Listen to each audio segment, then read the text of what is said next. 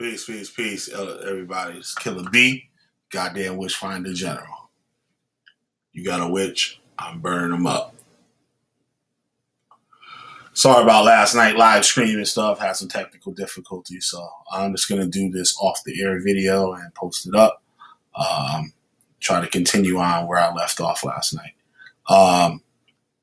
Where I left off, I was talking about this deity here. The video I did before that, I was talking about a Pedek, Mahis, and how the angel Michael and stuff was made off of them.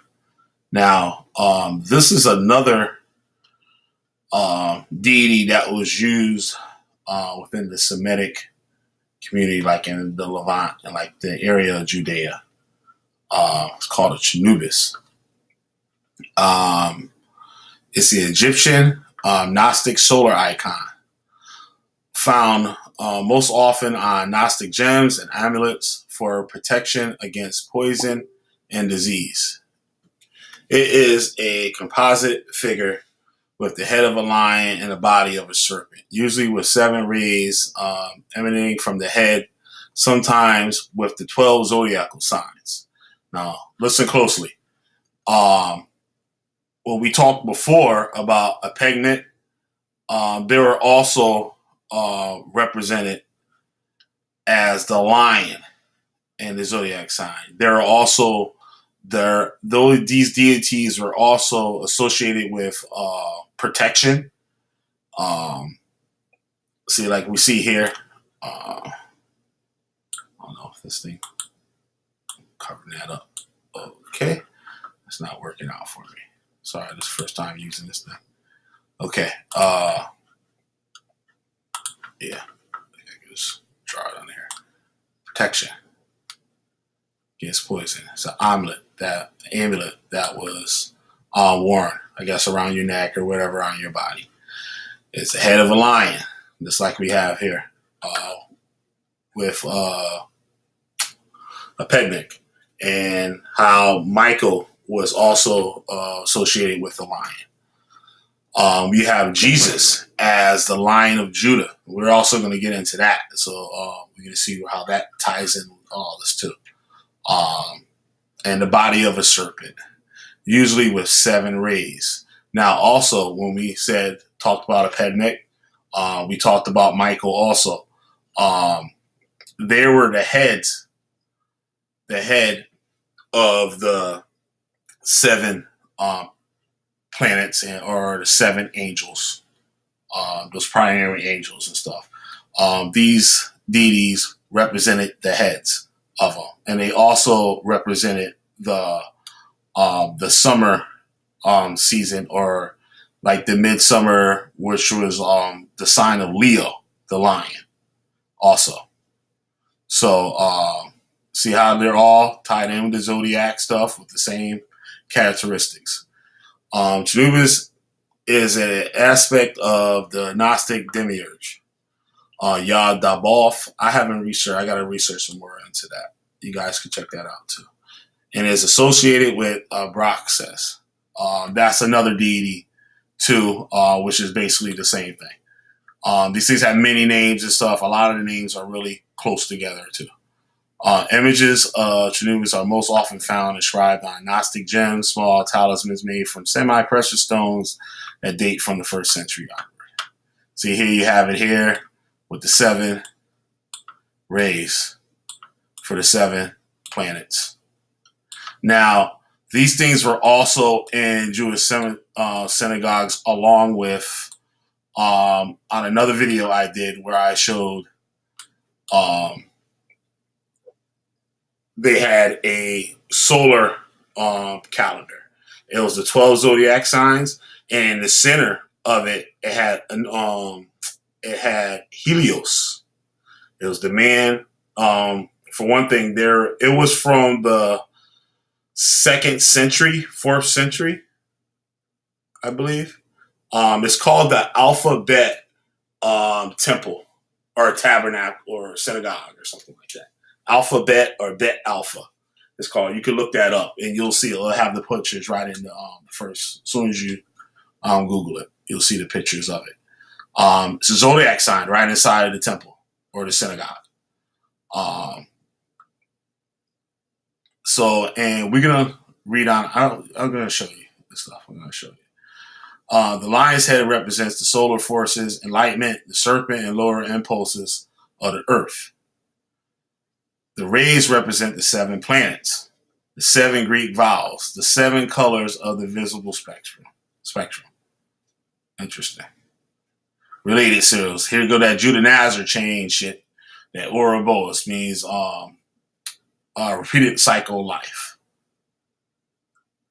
Now I want you guys to check this out right here. This person comment.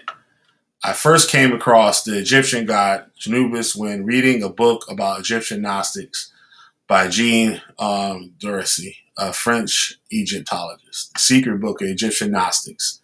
An introduction to the Gnostic Coptic manuscripts discovered at Chernobylskian, translated by Philip Maret. Okay, I'm going to get to the meat of this thing. There has earlier existed another more original Egyptian god called Khnum, from which the Anubis has been derived later. See? One of the main cult centers of Khnum was the Elephantine Island in the Nile. It was called Abu. The island had a Nilometer built in the middle of the island, which was a measuring instrument for the height of the Nile. The holy duty of the priests of Khnum was to follow the height of the Nile with the Nilometer and report to the Pharaoh and his officers what was going to happen to the great flood. The Jewish temple had also once stood on the island of Elephantine, right? It says Jewish, right? It says Jewish. The name of the god was not Yahweh, right? Or Yahweh, however people pronounce it, but only Yah, right? This is what this person is saying here. A single syllable. Some correspondence of the temple was found on fragmented papyri, right? Correspondence of the temple was found on the fragmented papyri by German archaeologists long ago and had been studied and published, right? The famous dream of the Egyptian pharaoh, which Joseph interprets in Genesis 41, 1 through 57, has been found written on papyri, right? Exciting, right? But the interpreters of the priests of Khnum, but the interpreters are the priests of Khnum. And there is no mentioning of Joseph in this account. Could this be another plagiarism?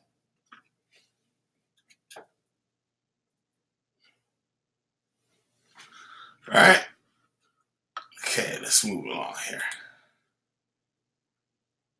I hope this window is recording. It should be.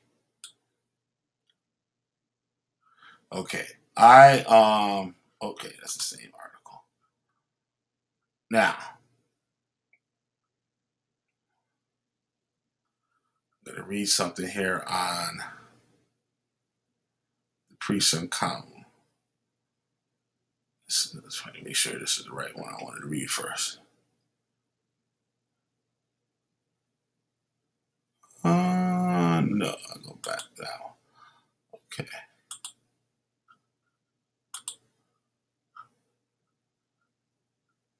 All right.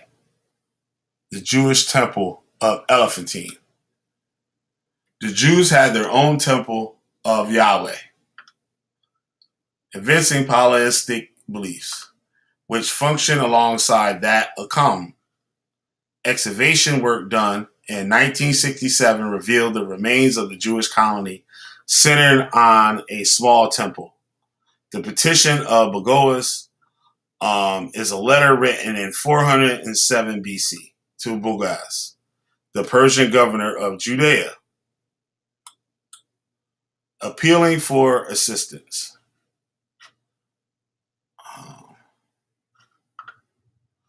on the part of a segment of the Elephantine community. In the course of this appeal, the Jewish inhabitants of Elephantine speak in the iniquity of the damaged temple.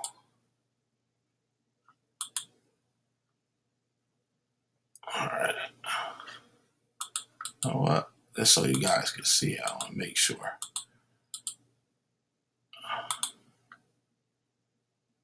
All right, this is what I'm reading here. I'm just hoping, I'm not sure it's going to record all the tabs and stuff. So, all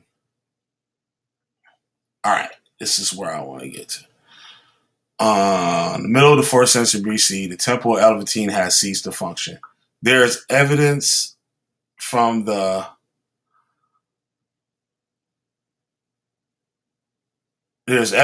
excavations that the rebuilding and enlargement of the Kom temple under Anat-yahu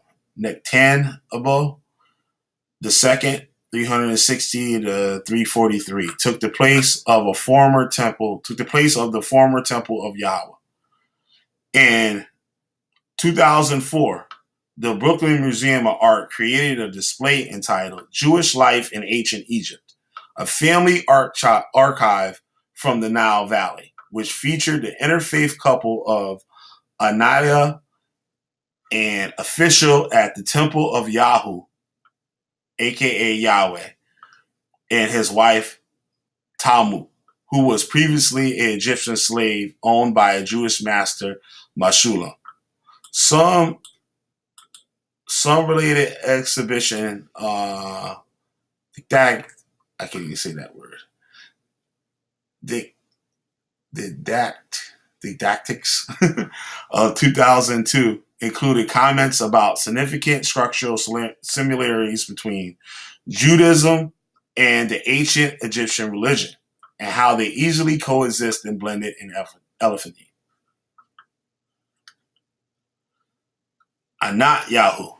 The papyri suggests that even in exile and beyond, the veneration of a female deity endured.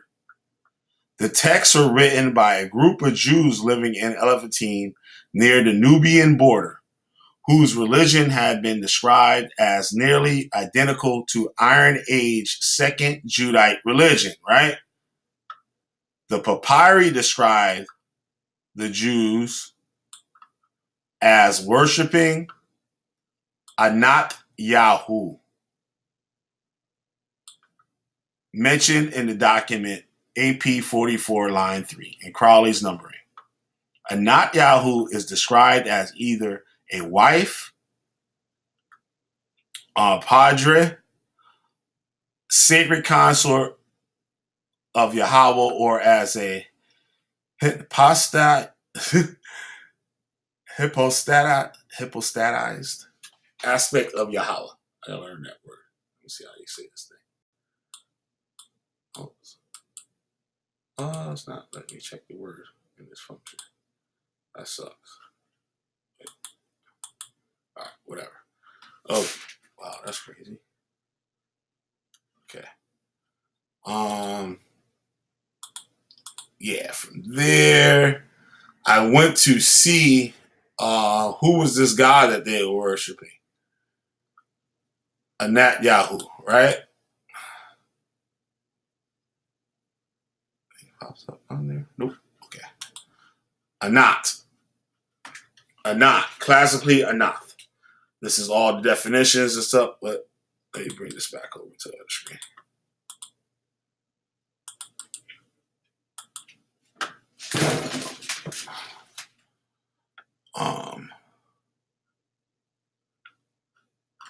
Okay, Anat. For other uses, okay. See, Anat. Okay. Anat, classically Anath. Anath in Phoenician, Anat in Ugaritic, and Greek, I guess not, and so forth, right? Ugaritic Baal cycle. Anat is a violent war goddess and maiden who is the sister, and according to a much disputed theory, the lover of the great god Baal Hadad. Baal is usually called the son of Dagon, right? And I'm pretty sure that's the same. It's meaning Dagon as the Dagon tribes in Africa. And sometimes the son of El, who addresses Anat as daughter.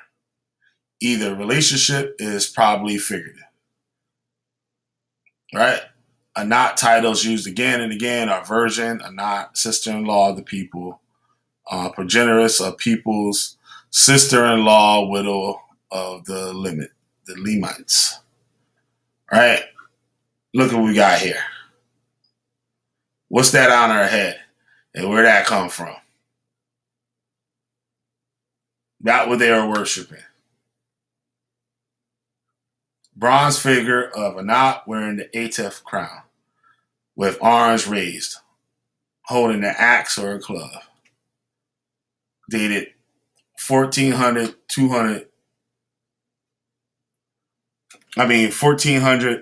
1200 BC. Found in Syria.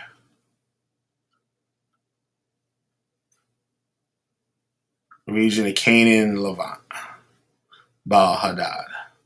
Consort Baal Hadad. Yahweh, 15 Yahwehism.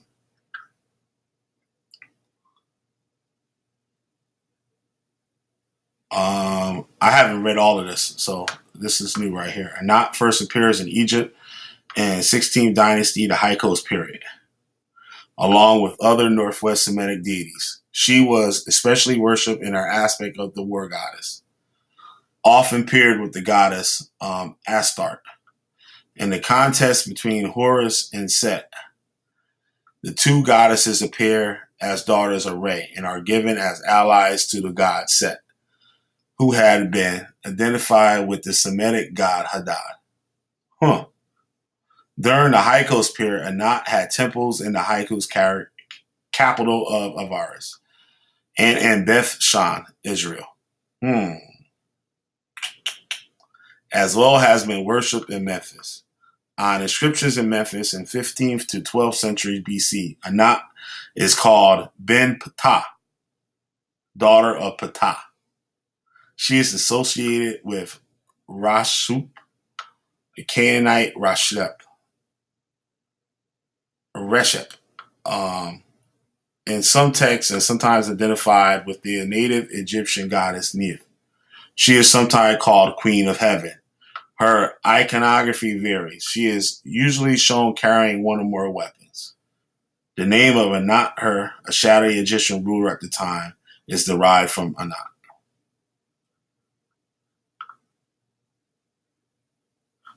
New Kingdom, Ramses II made Anat his personal guardian in battle and enlarged Anat temple in Ramses' daughter, named his daughter, whom he later married, Bent Anat, daughter of Anat.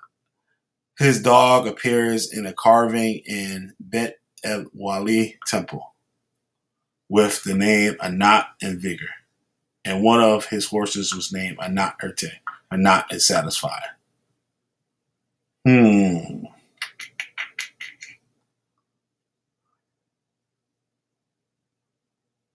See, here, so it's not. And this is another thing I've been learning too. I don't have the tabs up right now. Okay, look. The Elephantine modern Aswan in Egypt, 5th century BC, Elephantine papyri made mention of a goddess called Anat-yahu. Anat-Yahweh. Anat-Yahweh.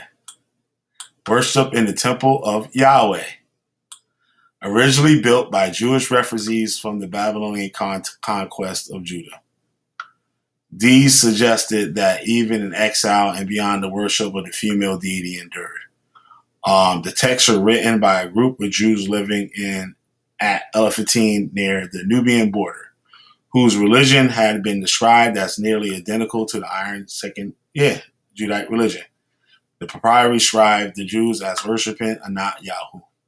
Anat-yahu is described as either the wife of Hadra of Yahweh or as a hip with that damn word again.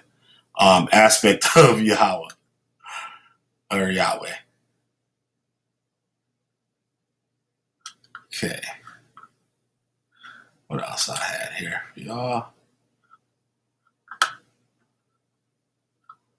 I lost my notes on that one there. Okay. Padmek, back to Padmek. A Padmek, the other lion-headed deity I did the video on the other day. Let me just get these off my screen here. Not gonna go. Atef crown. Ancient Egyptian Osiris. Okay.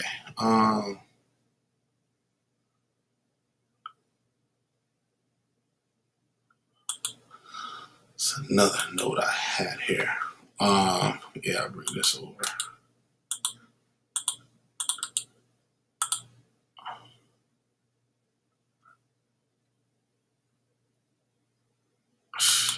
Network is killing me.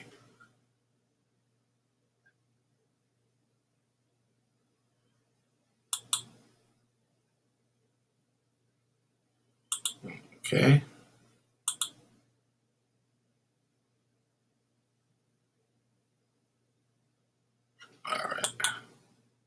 All right, here we go.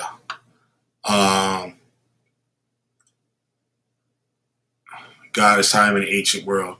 But basically what I just wanted to show you guys was this right here. Showing this. Here we got a Padmek right here. Three lion headed with the triple crown. With the arms, 6 hands and stuff. Just like we have over here with this Indian deity, what's his name of it? Na or Shimaru or something like that. His name is in here. Narashima, right? That deity is a protector, lion god. Also, they have scepters in their hands. Scepter right here, the Persian god, I forgot his name. Same thing with the lion head, with the axe. He has the axe. Pegman has the knife. This Indian deity also has a knife. This one doesn't for some reason. This Tibetan deity also is holding a scepter and I believe also a knife or dagger also. As a protector, just like you have the angel Micah, which is a protector. And they're all princes, too. Now, I want to get to Pegman here. So you guys can see this real quick. There's nothing really in here. This is a long article. Some good stuff in there, though.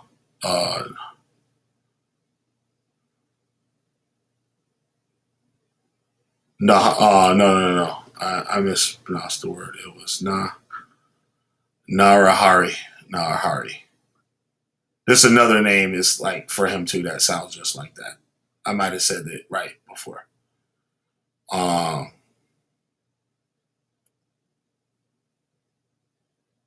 Persian, Jewish, Greek, Roman time. Hari, that's the deity there. What else we have here? Heru, Asu, Apedmek, Amiro, Africa. Heru, Rasu. Jewish, see? Anat-yahu. Anat-yahu, Exodus, Lord of Hosts, in time. I think this is supposed to be what Moses saw in the burning bush or something like that. I read today. I'm not sure. Don't quote me on that. Because I ain't said shit. All right.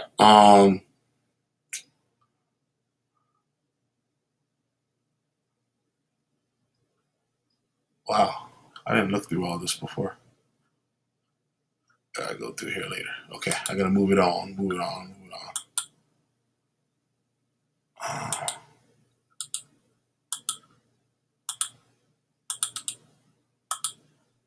All right. There's something else over here, too.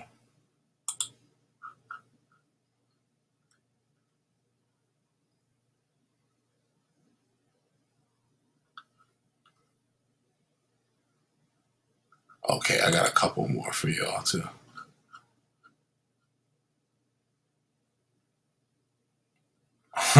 This is a good one.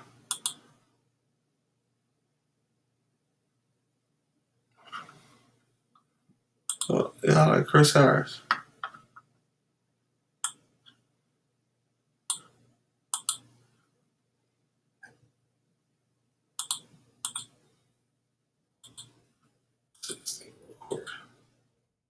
Let me jump out and just finish the video. Oh man. Come on. He's been punishing me for a week.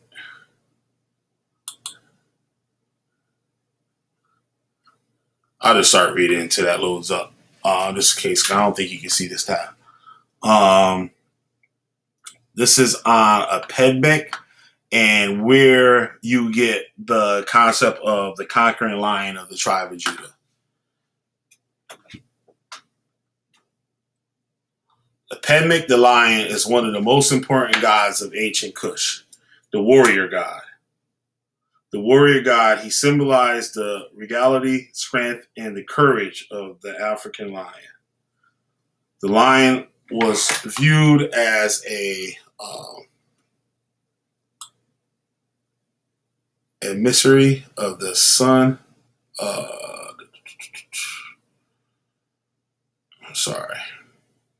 A totem symbolizing light, truth, regeneration, and fertility.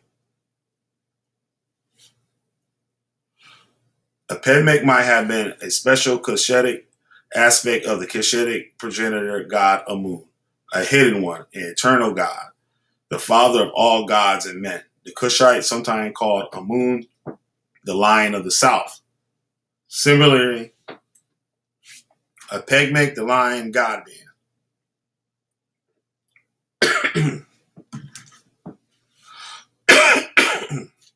Was also known as the Lion of the South, strong of arm.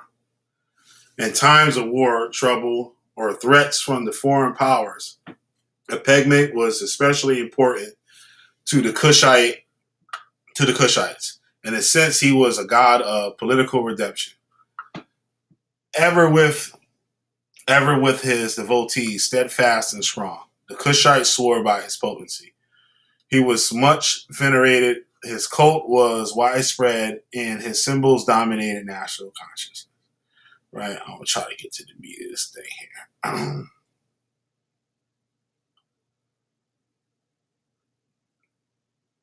Okay. Lords of the Royal Power. Okay. It is trite knowledge now that the Egyptians described themselves as the descendants of the Cushites. Egypt is the gift of the river Nile, following richness of soil and human inspiration from the inner depths of Africa to the coastal waters of Egypt. The Egyptians learned many things from early Cushites, including the knowledge of science and gods. According to the Greek historian Diodorus Siculus, who had traveled in Egypt around 60 BC, it was widely claimed that the Egyptians are colonists sent out by the Ethiopians. Osiris, king of kings and god of gods, have been the leader of the colony. They add that the Egyptians had received from them, as from authors and their ancestors, a great part of their laws. It is then not surprising that a pedmec, just like all the other gods of Kush, turned up in ancient Egypt. But in Egypt, the donation of a pedmec was sublimated and took on dramatic form.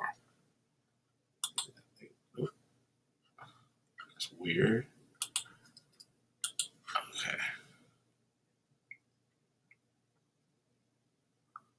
In Egypt, a pedmec was venerated as the district of Kom Ombo and Philae Island, and at Kalashbar near the borders of Kush and that.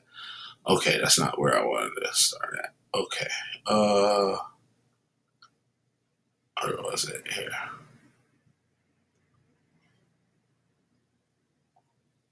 Okay. The Judite lion. We know that the ancient Hebrews were deeply influenced by Egyptian culture and symbols and their religious practices. For instance, a Hebrew tradition held that Moses was a master in all aspects of Egyptian sciences and philosophy. It is also trite that after years of having colonized and civilized Palestine, Egypt left indelible cultural and religious signature in Palestine. The Canaanites had their pantheon of Egyptian-derived gods and goddesses like Bel, Astaroth, Heracles, Imhotep, etc. The Hebrews were not any different than any other equally less prominent tribe and nation of those times. The model of the Hebrew god had been said to be based on Amun, while others have made a case for Aten, the one indivisible god introduced by Akhenaten.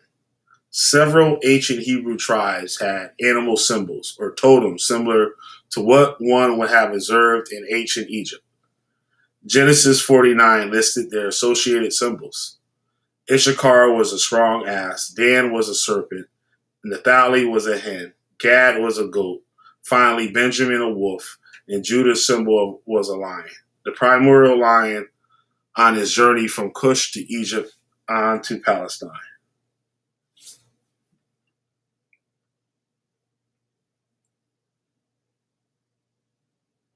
Let's see if I can get to just another part of here I wanted to show to you guys. I think this is it here. The cultural connections between the Lion of Judah and the Lion of the South cannot be ignored. Just like in Cush, the Lion of Judah was the symbol of strength in a troubled world. Let's see if I can get this over here.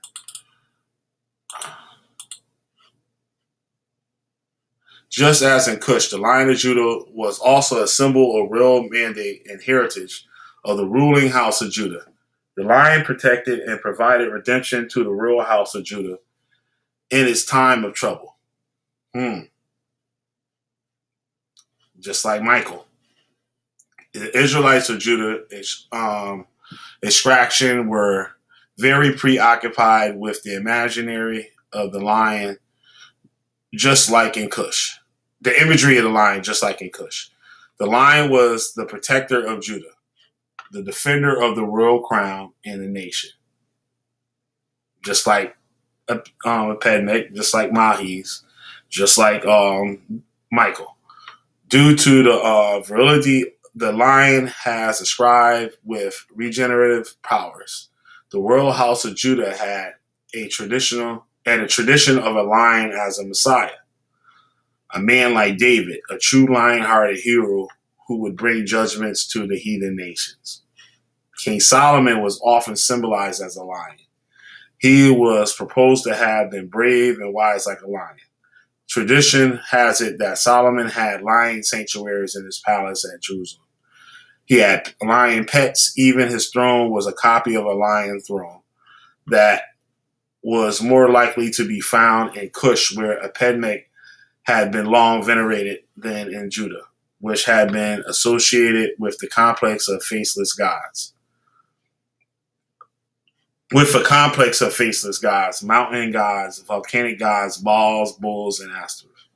According to the Old Testament, Solomon's throne had 6 steps, and the top of the throne was round behind, and there were stays, handrests on either side on the place of the seat. The 2 lions stood beside the stays. The 12 lions stood there on one side, and on the other upon 6 steps. There was not like made in any kingdom. First Book of Kings.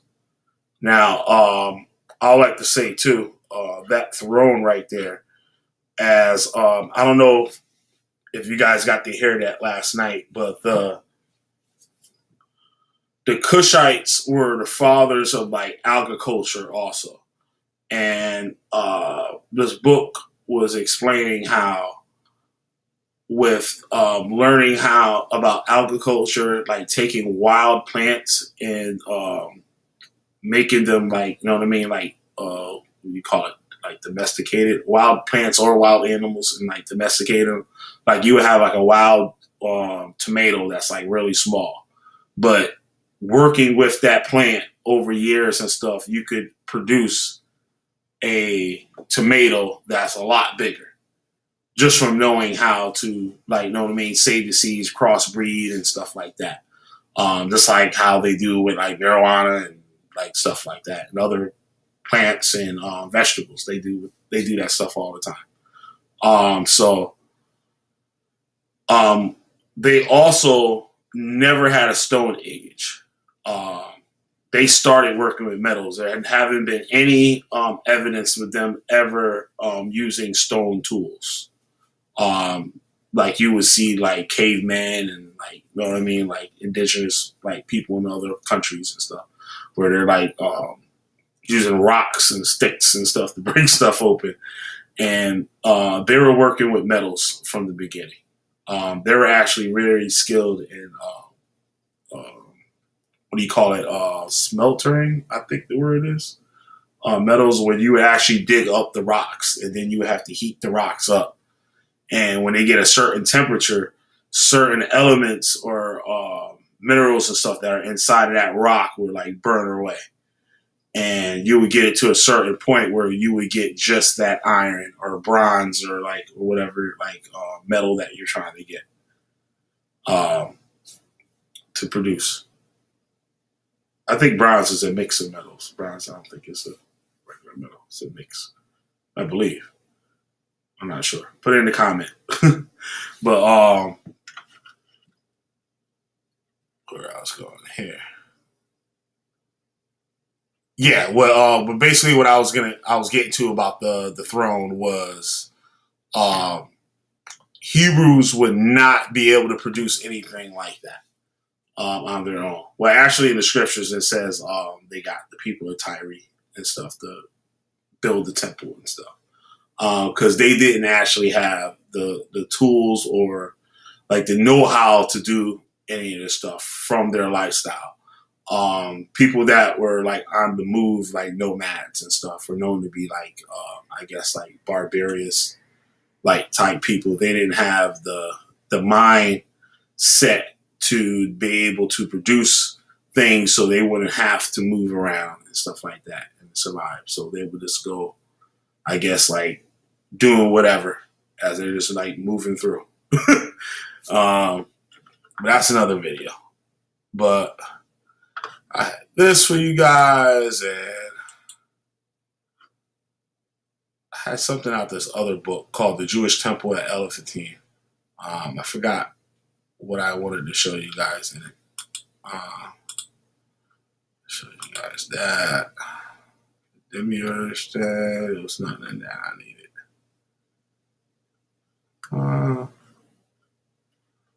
That's about it, I believe, you guys. Got some more stuff here on Professor Jan Asman and Dr. Rabbi Vet Farber. There's some stuff on the Temple of Kamu.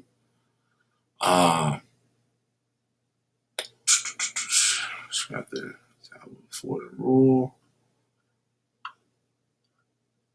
No, I don't think I wanted to read anything else out of there. So yeah, I guess I'm gonna end this right here. And thanks everybody for checking out the video. Please like, share, and subscribe. And I guess that's it. All right, see you later. Killer B, the Witchfinder General. You got a witch, I'm burning them up. Peace.